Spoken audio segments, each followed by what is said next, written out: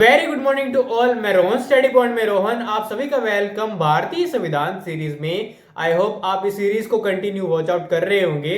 आइए स्टार्ट करते हैं आर्टिकल नंबर 9। आर्टिकल नंबर 9 जो कि बात करता है ऐसे लोगों के बारे में जो अब किसी दूसरे देश यानी किसी दूसरी विदेशी राज्य में रह रहे हैं। यूके, ऑस्ट्रेलिया, अमेरिका, कनाडा, कोई भी कंट्री हो सकती है।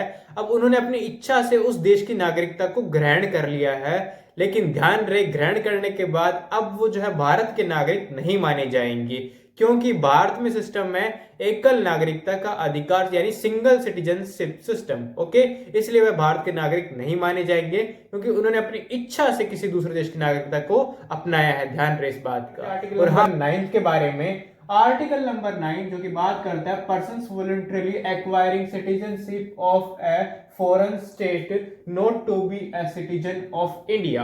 अगर किसी व्यक्ति ने जो है किसी विदेशी राज्य की नागरिकता को अपनी इच्छा से अपनाया है या ग्रहण किया है तो अब वह भारत का नागरिक नहीं माना जाएगा। ये बात करती है हमारी हेडिंग। विदेशी राज्य का मतलब क्या है समझा देता हूं। बार बार वीडियो में एक शब्द आ रहा है विदेशी राज्य और कंफ्यूज हो गया आप राज्य से।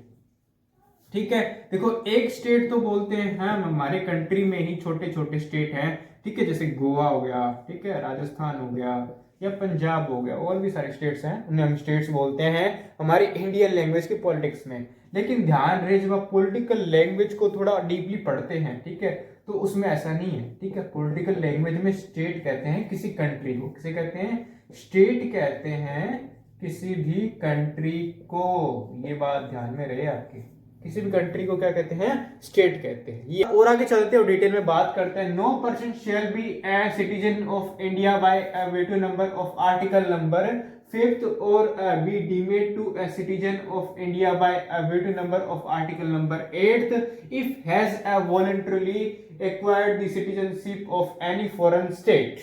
क्या बड़बड़ करती इंग्लिश में, समझ तो आई नहीं है ना।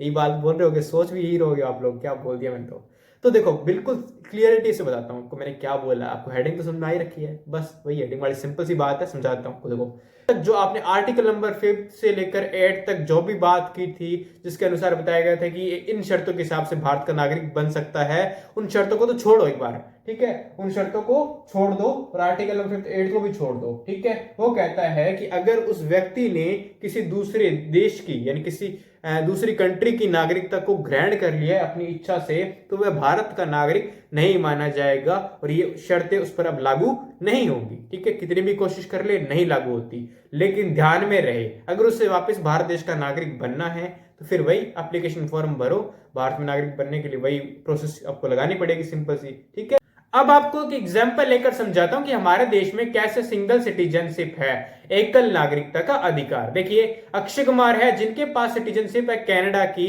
लेकिन वह रह भारत में रहे हैं। अब वह भारत में रहें लेकिन भारत के नागरिक तो नहीं माने जा सकते ना, क्योंकि उनके पास अभी भी सिटीजनशिप कनाडा की है।